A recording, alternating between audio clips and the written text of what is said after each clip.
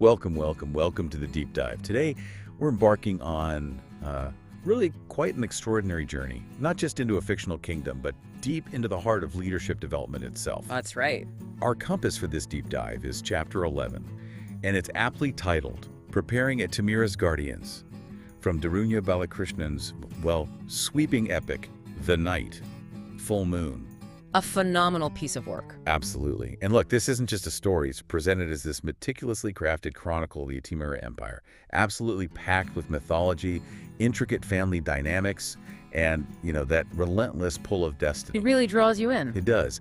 So our mission, as always, is to extract the most profound insights. For you, our listener, that means really uncovering how a legendary kingdom prepares its next generation for the immense, often, frankly, overwhelming weight of responsibility. Yeah. Think of it maybe as a masterclass in legacy, leadership, and the surprisingly human costs of greatness.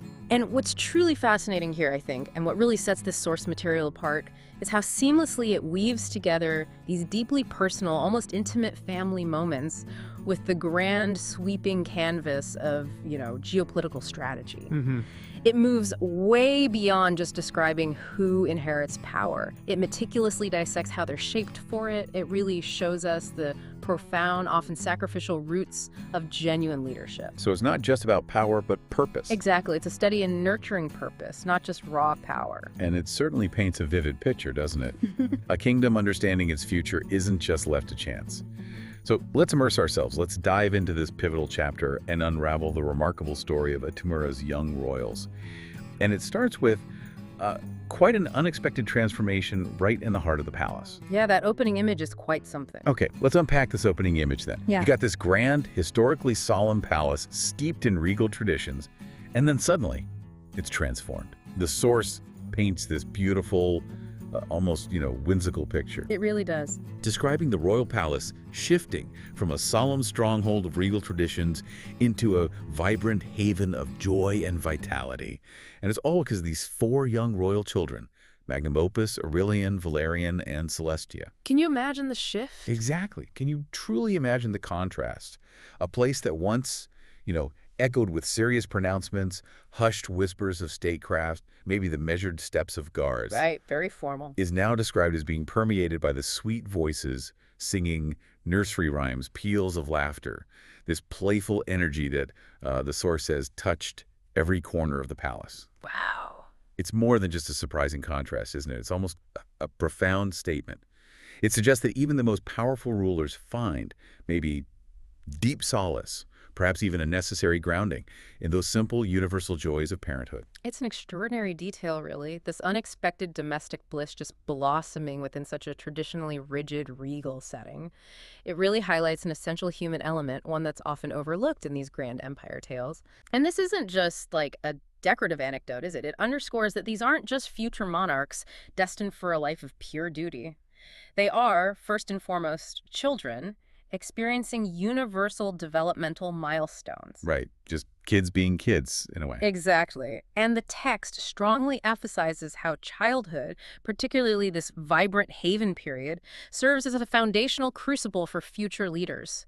These early moments, even if they seem like just play, are absolutely crucial for establishing an emotional and psychological bedrock. So it suggests leadership, even at its most powerful, has to be rooted in understanding fundamental human experience. I think so, yes. It needs that foundation. And the narrative really brings this to life with such delightful, almost relatable specifics. We read about Magnum Opus's first steps in the Grand Hall, a moment that apparently brought tears of pure joy to his parents, which, despite their royal status, is so incredibly relatable to any parent. Right? Oh, absolutely. That first step moment. Then Celestia's first words are described as filling the entire family with pride and wonder.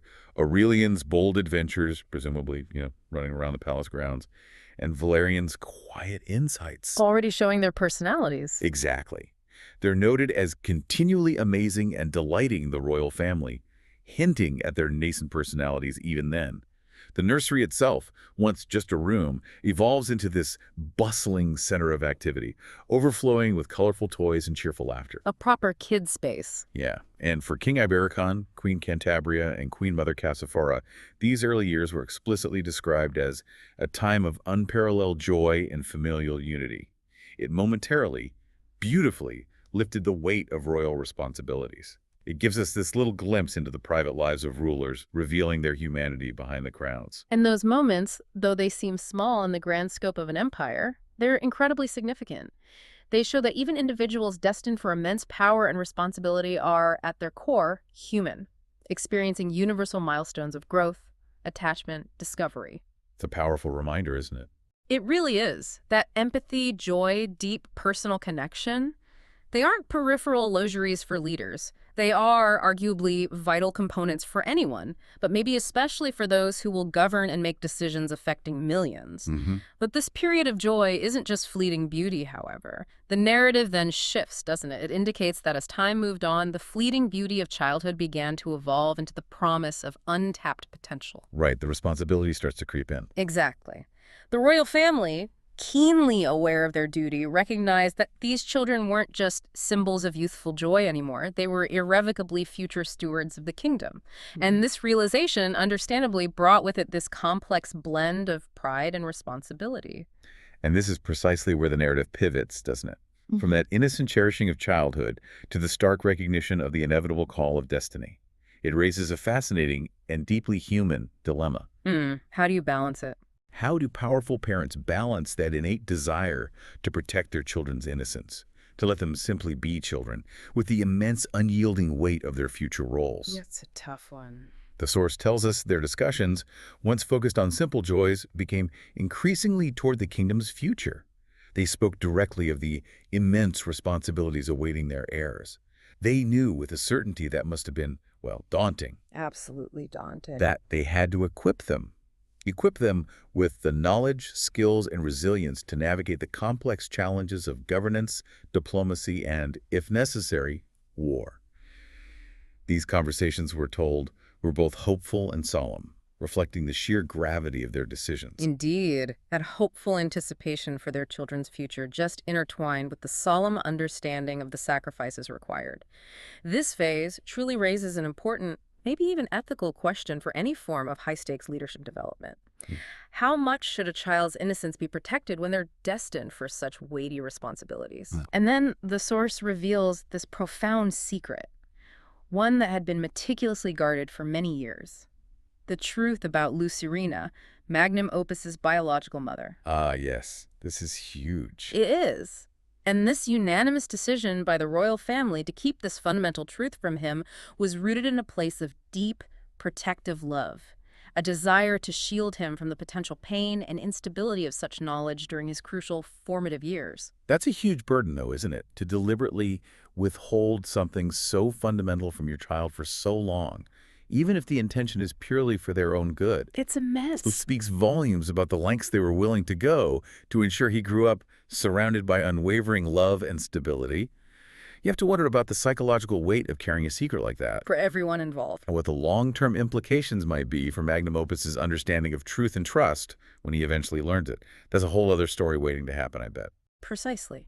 And here, Queen Cantabria's role in this decision, and in magnum opus's early life, is truly fascinating and deeply significant. The text explicitly states her role was irreplaceable in this effort to provide him with unwavering stability. So she was key to making this work. Absolutely central.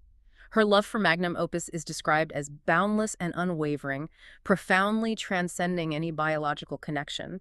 She embraced him with a maternal devotion so deep that it left no room for doubt in his heart. Wow. Under her meticulous and loving care, magnum opus thrived, his emotional well-being rooted in the unshakable bond they shared. This showcases a powerful chosen love that becomes not just a comfort, but a foundational element for magnum opus's development. It highlights that true parenthood and nurturing leadership are ultimately about presence, commitment, fostering emotional security, not just genetics. Exactly. It's a powerful statement about how profound chosen family can be and the unique, unbreakable strength it can provide. This kind of deep, unconditional love willingly given despite no biological imperative. Well, it could forge an internal resilience in magnum opus that biological ties alone might not guarantee. That deep dive into the palace's transformation and the intricate emotional landscape of the royal family really sets the stage beautifully, doesn't it? It does. It gives us the context for what comes next. So from those foundational bonds of family, we shift our focus now to the unique tapestries of their individual strengths. Because while their upbringing was shared, their destinies and their talents are distinctly their own. Let's delve into what makes each of Atumira's young royals truly stand out. Because understanding these individual strengths is, well, it's crucial for comprehending the future of their kingdom. This segment is indeed crucial. It's all about understanding diverse leadership styles and recognizing the immense importance of individual strengths within a collective unit. No single leader, no matter how gifted, possesses all the necessary qualities. Right, you need a team. A truly strong collective, a resilient government, is built upon a mosaic of varied and complementary talents. How these different personalities, these distinct skill sets, will ultimately complement each other, work in concert. That will undoubtedly be key to Atumira's future success and stability. Okay, first up then, magnum opus. He is unequivocally described as the natural leader among the royal siblings. The chosen one, almost. Seems like it. His primary distinguishing trait is an extraordinary ability to understand and adapt to any situation. That's not just a huge asset for a ruler, it's practically a prerequisite in a dynamic world, right? Absolutely critical. His keen observational skills allow him to notice the smallest details and assess circumstances with remarkable clarity. And here's where it gets really intriguing. This quality often enables him to predict outcomes and foresee potential challenges, making him an invaluable decision-maker. So foresight is built in, almost. It suggests a mind actively engaged in strategic foresight, constantly processing and synthesizing information. One could say he possesses this innate advantage, a remarkable predisposition for leadership. Beyond these sharp intellectual faculties, he also embodies patience and kindness, qualities that create a harmonious balance and inspire unwavering loyalty in those around him. And then there's the truly captivating element. Ah, yes, the divine connection. A mysterious connection to great god Atum. It's described as dormant, but his destiny will be intertwined with its revelation. This hints at a larger, perhaps divine purpose for his life, setting him apart even amongst his extraordinary siblings. What a cliffhanger for his destiny. Indeed. Magnum opus is clearly delineated as being destined for a unique form of greatness, one that transcends mere earthly power. However, the true test, as the narrative implies, will be how he leverages these innate gifts with acquired wisdom, the guidance of mentors, and, the inevitable challenges of his unique destiny. It's not just about having the gifts, but using them wisely. Exactly. He's not just a leader, he's a focal point for the kingdom's very spiritual and political future. Then we turn to Aurelian. He's described as bold and confident, with a fearless nature, as his truly defining trait. The action hero of the group. Sort of. He possesses an adventurous spirit, often leading the charge in daring pursuits. He's depicted as thriving in situations requiring bravery and quick action, possessing a compelling, charismatic, and energetic presence. Okay. Aurelian embodies a vital, active aspect of leadership, decisive action, raw courage, and the ability to inspire others to move forward.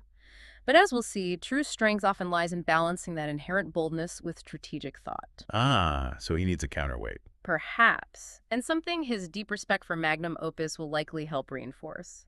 His fiery determination is balanced by his deep respect for his elder brother, indicating that this isn't reckless abandon. It's a fearlessness born from a profound sense of purpose and loyalty to his family and kingdom.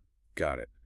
Then there's Valerian. He seems like the perfect quiet counterpoint to Aurelian's dynamism, doesn't he? He really does. He's described as the quiet, contemplative thinker among the siblings. He has exceptional concentration power and excels in areas requiring focus and precision. The strategist. Right. Despite his calm and often reserved demeanor, he processes information with incredible speed and can act with lightning speed when the situation demands it. Which isn't a contradiction, it's the hallmark of a strategic mind.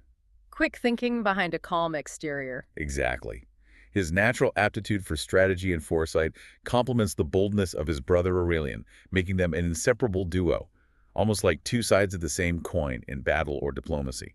He also holds deep admiration for magnum opus. So there's respect all around. It seems so. His calmness and fast reflexes make him a stabilizing force. So bringing these distinct strengths together, what does this royal cohort represent for Atumira's future? We see the charismatic drive of magnum opus, the bold initiative of Aurelian, and the strategic anchor that is Valerian. It's like a superhero team in the making. It really is. Yeah. It's truly a formidable collective of specialized talents, each bringing a crucial piece to the intricate puzzle of governance. Precisely. Valerian is the anchor for Aurelian's fire, providing the calculated thought that tempers rash action, making their combined efforts far more effective. And finally, Celestia, the youngest and only princess, presented as a beacon of beauty, intellect, and strength. Not just a princess waiting to be rescued. Far from it. She's not just intelligent, she's a prodigy with sharp learning ability and exceptional memory. Intriguingly, the text states she mirrors her mother, Queen Cantabria, in grace and warrior spirit, even exhibiting remarkable martial skills. Wow, so she's got the brains and the brawn. It seems so. Celestia isn't just a prodigy mirroring her mother, she embodies the kingdom's multifaceted future. Her remarkable martial skills, combined with her intellect and grace, suggest that future leadership in Atumira won't be solely about brute force or strategic cunning. But a balanced fusion. Exactly. A fusion of physical capability, sharp mental acuity, and the soft power of emotional intelligence. She's the living embodiment of the comprehensive strength the kingdom needs. Celestia's multifaceted nature is really a testament to the comprehensive development envisioned for the royal lineage. She represents both the inner and outer strength necessary for their kingdom. She also has a truly unique bond with her brothers, who adore her unconditionally, which is just a wonderful detail. It really is. Shows that family connection again. And her voice carries weight among them, not out of authority, but love and mutual respect.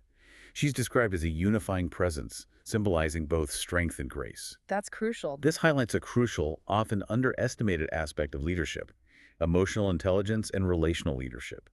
Her ability to unify, to inspire through affection and respect rather than just command, suggests a powerful form of soft power within the royal family that will undoubtedly extend to the kingdom. It does. It fundamentally illustrates that power is not merely about issuing commands, right? It's about forging deep connections and exerting influence built on mutual trust and respect, first within the family unit itself and then outwards. These individual strengths, when meticulously combined, create a truly formidable collective, which is a profound lesson for any team, any organization, any governing body, really. The narrative isn't just presenting a list of admirable traits, it's implicitly showing how these diverse talents are intended to interlock and function as a cohesive whole, vital for the kingdom's resilience against future threats. Okay, so they have the potential, the raw material. Now let's turn to the call to destiny and what sounds like a mother's profound sacrifice. Recognizing the immense, almost sacred responsibility of shaping these future leaders, Queen Mother Cassiphora steps forward with a truly crucial proposal. A pivotal moment. The source tells us she turned to a figure whose wisdom and expertise were unparalleled within the royal family, someone she knew would be beyond reproach. She suggested, "Let it be decided by Ibericon's esteemed uncle, my brother Sage Archian Malcor." Keeping it in the family, but a very specific, trusted part of the family. Exactly. And significantly, she added, his disciples are the most fitting mentors for the princes. This isn't just a casual suggestion. It's a very strong strategic endorsement. This is a critical inflection point, isn't it? It emphasizes the importance of not just any mentorship, but mentorship deeply rooted in family and trusted lineage. It's not about finding some random good teacher from outside the inner circle. Right. But finding the right one, someone intricately connected to the family's core values and long-standing traditions. Cassiphora's confidence and profound reverence for her brother's capabilities are crystal clear here. She really lays out his credentials. She meticulously underscores Sage Malcor's unparalleled credentials. He stands as a master of martial arts, a philosopher of profound insight, and a guide who seamlessly weaves the threads of wisdom and discipline into his teachings. This paints a picture of a truly holistic mentor, not just, a drill sergeant. She's truly making an irrefutable case, isn't she? She continues, emphasizing, if anyone possesses the knowledge, strength, and foresight to prepare our sons for the challenges that lie ahead, it is him. High praise indeed. She clarifies that he wouldn't just train them in the raw art of war, but would also meticulously nurture their moral integrity and strategic acumen. This signifies a real long-term investment in the kingdom's future, one that inextricably ties it to a legacy of wisdom, ethical leadership, and intellectual depth, not merely military might. It's a generational play. This choice, as the narrative emphasizes, is rooted in logic, but one imbued with the assurance of deep familial connection and unwavering commitment. It's securing not just the present, but far into the future. It's not just about finding a good teacher, it's about finding the right one, deeply connected to the family and its values.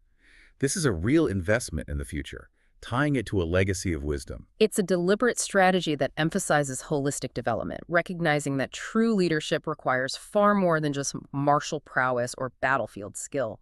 However, this meticulously crafted grand plan, like so many significant decisions, comes with a very real, very human cost. Ah, the catch. The decision is formally made. Magnum Opus, Aurelian, and Valerian will train under Sage Malcor at the Obsidian Circle. The source describes this as a secluded training ground renowned for its unyielding discipline and transformative teachings, promising to shape them into formidable leaders. Sounds intense. Extremely. But, and this is the poignant heart of this segment, it came with a poignant cost, the separation from their family for several years. Celestia, as the youngest, would remain with Cantabria, nurturing her artistic gifts and, in doing so, bringing light and grace to the royal court. A crucial balance, perhaps, to the rigorous training her brothers would endure. This is truly a crucial aha moment, isn't it? Regarding the profound personal cost of leadership, the narrative explicitly states that for Queen Cantabria, the mother of 3 of these children, well, the decision to send them away was almost unbearable. You can feel her pain. The very thought of parting, especially from Magnum Opus, who was her greatest source of joy and comfort, was described as a torment that weighed heavily on her heart. His unwavering love for her only deepened the sorrow, making his absence feel like an emotional chasm too vast to cross. Especially given their unique bond, that chosen maternal connection. Exactly. That maternal bond, forged through chosen love, was clearly incredibly profound, making this sacrifice all the more agonizing. This truly raises an important, deeply resonant question. What is the true cost of greatness? We see here the profound, raw sacrifice of a mother, grappling with the understanding that nurturing true leaders sometimes necessitates letting them go through rigorous, even painful trials. And King Ibericon's reaction is key here, too. Yes, King Ibericon, ever attuned to his queen's emotions and demonstrating his own empathetic leadership, approaches her with gentle empathy and steadfast patience. He doesn't command or demand compliance. No, he supports her. He tells her with profound understanding, "My queen, your boundless love for our children is what makes you the extraordinary mother they adore. But we must also consider their future and the legacy they are destined to uphold." He doesn't rush her, giving her the space and time to find peace with it, promising to stand by your choice, thus empowering her in her decision, even in her heartbreak. That's real partnership and leadership. And after what the source describes as days of intense inner struggle, Cantabria, visibly torn between her powerful maternal instincts and the unyielding necessity of preparing her children for their monumental future roles. She makes her decision. A heavy decision. She gives her consent, her heart heavy with sorrow but resolute in its purpose, trusting King Ibericon's judgment and, most importantly, the deepest love, foresight, and hope for their children's future. This moment of profound personal sacrifice isn't just a plot point. It truly highlights the immense weight of royal duty, where personal desire must yield to collective destiny. It's a lesson in statesmanship at its most painful and personal. It's a powerful illustration of the emotional complexities inherent in leadership, particularly when deeply personal bonds clash with the unyielding demands of destiny and public service. The narrative ensures we feel the depth of that sacrifice, understanding that true leadership often demands a profound personal toll. This deliberate choice, this act of letting go, isn't just about preparing them physically, it's about imbuing them with the understanding that their lives are not their own, but are inextricably linked to the kingdom's survival and prosperity. This selflessness, modeled by their parents, becomes a crucial part of their eventual character. So, with the plan meticulously set and the profound personal decision made by Cantabria, the next monumental step is the grand plan unfolds. They have to tell the children themselves. Oh, that's going to be tough. Imagine the scene. In the Grand Council Hall, a space usually reserved for the gravest matters of state, now bathed in sunlight filtering through magnificent stained glass windows. Queen Cantabria, her composure a testament to her inner strength, reveals the arduous journey ahead to her children. Holding it together. She emphasizes not just the training, but the challenges that await, and crucially that the foes we face are no ordinary adversaries. It's like watching a real-life epic about to unfold right before your eyes. You can almost feel the raw emotion of these children as the true seriousness of their future slowly, painfully begins to dawn on them. You're right. The initial youthful excitement, the thought of visiting their grand uncle's revered domain, conjuring vivid images of valor and heroism, It quickly, almost heartbreakingly, transforms into solemnity. The reality hits. Magnum opus Aurelian and Valerian, despite their earlier eagerness, listen intently as Cantabria's tone visibly softens, and her words begin to carry a deeper weight, tempering their youthful enthusiasm with a growing sense of seriousness, a dawning awareness of the true gravity of their future. This shift in atmosphere from adventure to solemn duty is palpable in the narrative. It's truly heartbreaking how quickly that youthful excitement gives way to raw, unvarnished fear and sorrow. Cantabria gently, yet firmly, tells them, "You will need to leave the palace for several years to complete your training." She describes the journey not just as challenging, but as a crucible that will test their strength and resolve. And their reaction. The response is immediate and profoundly raw, a testament to their deep bond. Magnum Opus wraps his arms tightly around her, his voice trembling with emotion, crying, "Mother, we will not leave you." Oh, God. Aurelian and Valerian instantly join in, echoing the sentiment, their shared distress palpable. "We will not leave you." And young Celestia, witnessing her brother's anguish, runs to them, embracing them all in a tight, protective huddle, whispering, "We are together." Wow. Just wow. A primal scream of familial unity against the looming shadow of separation. Exactly. It is a truly beautiful, incredibly powerful moment of familial unity and raw emotion amidst the pain of inevitable separation. Cantabria, her heart aching with the weight of their emotions, responds not with sternness, but by pulling them into a protective cocoon, offering solace and reassurance. She has to be strong for them. She gently yet firmly reminds them that this is not goodbye.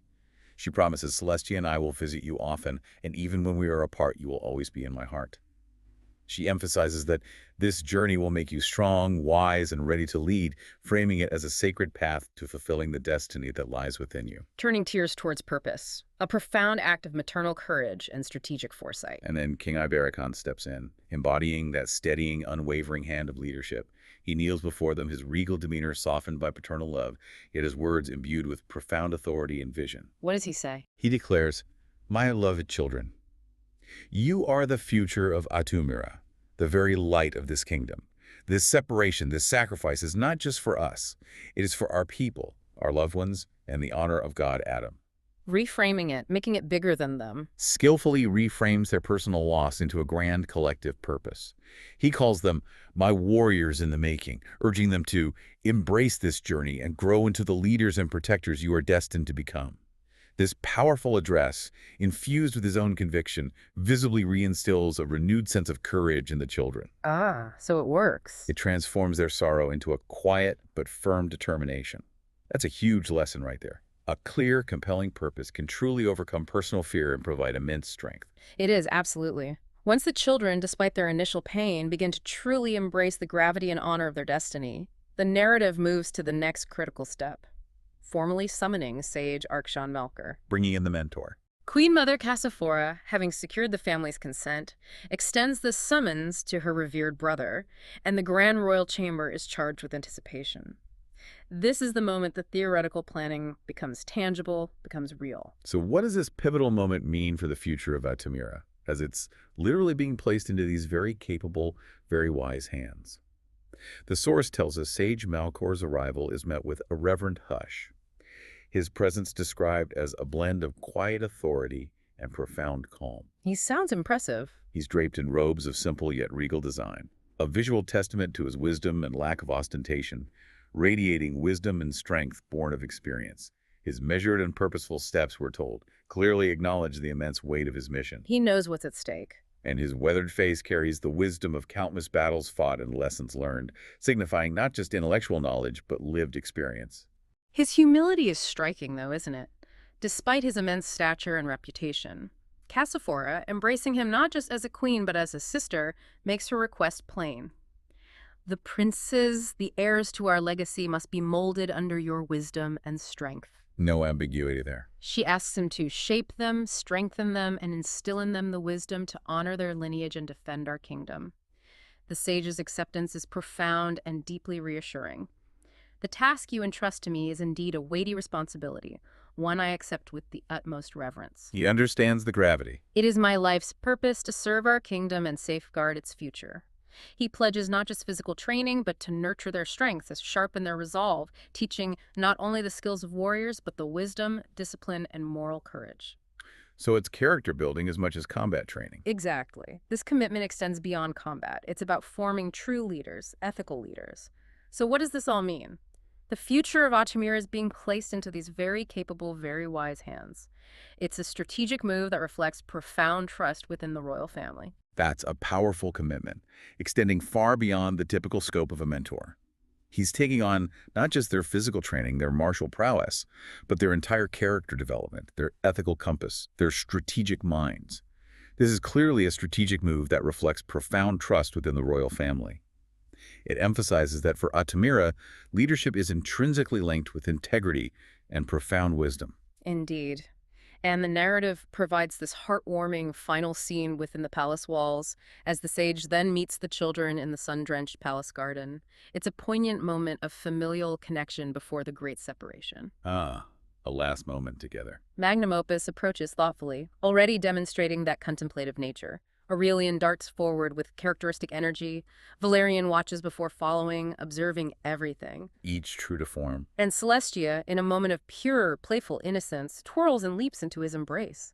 Sage Malcor, in turn, kneels, embracing them all with warmth and love, seeing in their youthful exuberance not just children, but the promise of the future seeds of greatness waiting to be nurtured. He sees their potential, not just their present state. Exactly. The garden then becomes this beautiful sanctuary of familial connection, a final cherished moment of innocence preserved amidst the immense weight of destiny.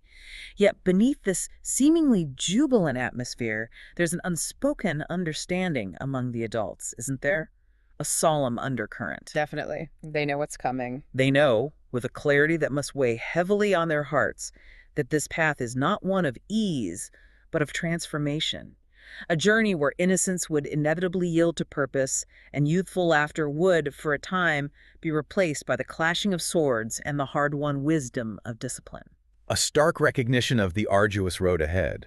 What's truly fascinating here, if we connect this to the broader picture of leadership, is the deliberate, almost surgical approach to developing these future leaders. It's not about quick fixes or simply sending them off to some generic military school. No, it's tailored. Instead, it's about a long-term, comprehensive investment in character and capability, recognizing that both harsh, discipline training and deep foundational familial bonds are absolutely essential for true, resilient leadership. Both sides of the coin.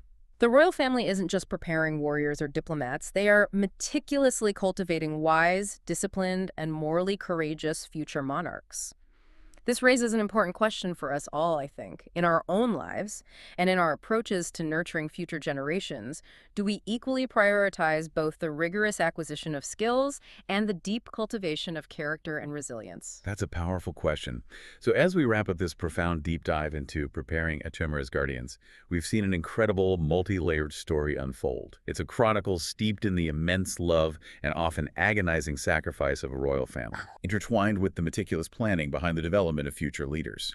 We've also gained insight into the careful recognition of the unique strengths each young heir brings to the table. We've witnessed the subtle yet powerful transformation of a palace from a solemn stronghold to a haven of joy, and then to a purposeful training ground for destiny. And through it all, we've analyzed the deep human element at the very core of leadership, the protective instincts of parents, the profound, often heartbreaking sacrifices made by figures like Queen Cantabria, and the careful, strategic selection of mentors like Sage Archeon Malcor, who embody not just knowledge but profound wisdom and unwavering familial trust. Each child magnum opus as the natural, empathetic leader with that destined connection, Aurelian as the fearless, decisive adventurer, Valerian as the calm, lightning-fast strategist, and Celestia as the multifaceted prodigy embodying both grace and warrior spirit, represents a vital, interlocking facet of a strong, unified, and resilient leadership. This deep dive truly shows us that even in the grand mythical narratives of fictional empires, the foundational elements of strong, enduring leadership remain universal. We've seen a clear vision for the future, the critical importance of careful and deeply trusted mentorship, and the profound necessity of personal sacrifice. It really hammers that home. It's not about finding ways to avoid hardship or pain, but about courageously embracing the necessary trials and transformative challenges to grow into the roles you are destined for. It is about understanding that true power and lasting impact come not just from a title or inherited position, but from character, from resilience forged in the crucible of challenge, and from a deep, unwavering connection to a higher purpose. The bonds forged in these formative years, both within the family unit and through rigorous, demanding training, are what ultimately define their ability to protect and lead Atumira through any storm.